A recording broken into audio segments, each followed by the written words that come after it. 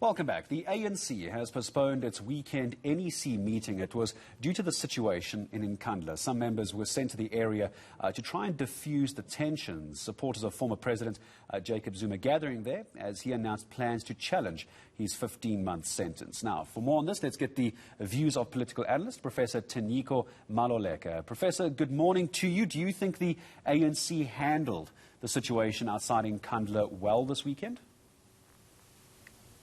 Well, I don't know if they handled it at all.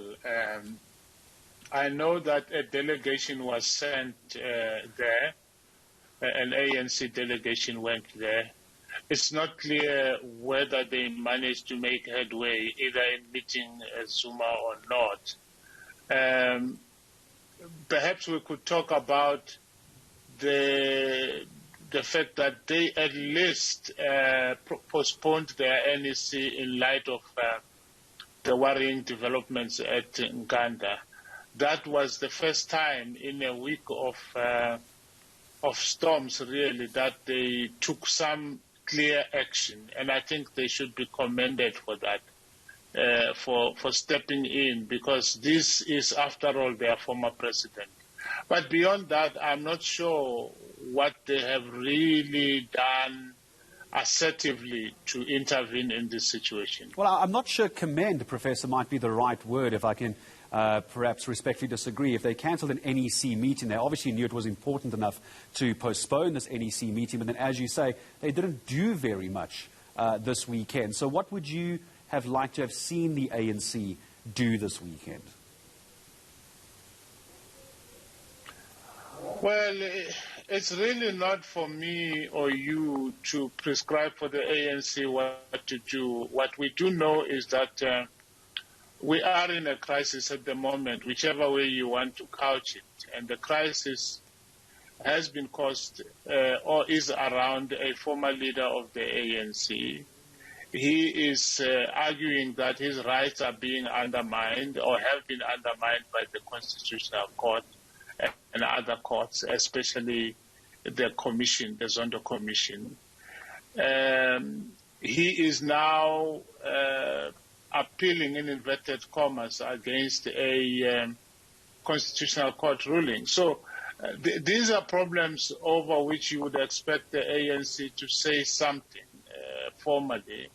Until now, they've only said they are studying the judgment. They haven't said anything. So one would at least expect a statement, however couched, from the ANC, because ANC supporters are in Nkandla, some ANC supporters. And of course, we must not blow up the Nkandla gathering as if it was happening in every corner of the country. But there are some ANC members there. There are ANC members watching. So you would expect the ANC, at least if not talk to their former president, direct some words to their members and their supporters. And for those that we saw on the stage, Professor, for example, like Ace Magashule, how important was it for the support from himself to the former president to see him on stage? And how would the ANC, do you think, view that? And how should they handle seeing Magashule on stage? The problem is which ANC we are talking about, you know. There were ANC flags all over the place in Nkandla yesterday. Zuma was clad in ANC colors, and I think so was Magashule and many, many supporters.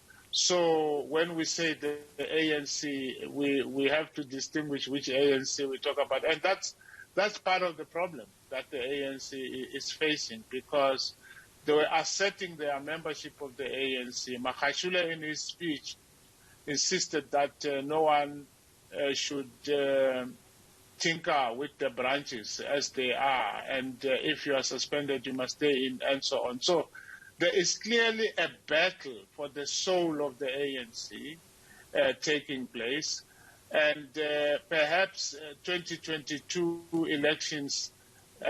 2022 elections are already being campaigned for. And if we look at the fight for the soul of the ANC, of these two different ANCs, as you say, it depends which ANC you're talking about. Let me ask this as my final question. In the courts of public opinion and those who are most outspoken, and those who've gotten the most airtime so far, it would seem that it is those in support of the former President, Jacob Zuma. So how damaging is that, do you think, for the elected ANC officials in this case? Final question to you, Prof. Look, I think the whole ANC is bleeding. The elected ANC that sits in Luthuli House at the moment, and the ANC that was gathering in Nkandla yesterday, it's a sign of an organization that is bleeding. And one couldn't help but ask oneself, as I was watching yesterday's proceedings, whether this titan, this 110-year-old organization, which is the oldest on the continent and certainly the oldest institution in many, many black communities present in every village and in every small town, whether it was floundering to such an extent that it was coming to a slow halt, dying slowly, because that is what it looks like. And so whether we're talking about Luthuli House or we're talking about Nkandla, it seems to me that the whole ANC is in trouble. But that's fair enough. These are troubles that the ANC has caused for itself if you want to take a back step. The problem is that these have implications for you and I, for the whole country, because the ANC is the ruling party, and also because the ANC is deeply embedded in the hearts and souls of people of this country.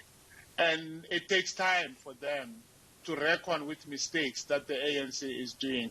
And the same thing applies to Jacob Zuma. He is arguably the most powerful president that this party has had since Mandela. And they are struggling to come to terms with his misdemeanors at the moment.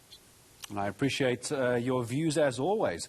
Professor Tinyiko Maluleke, political analyst, joining us here on eNCA.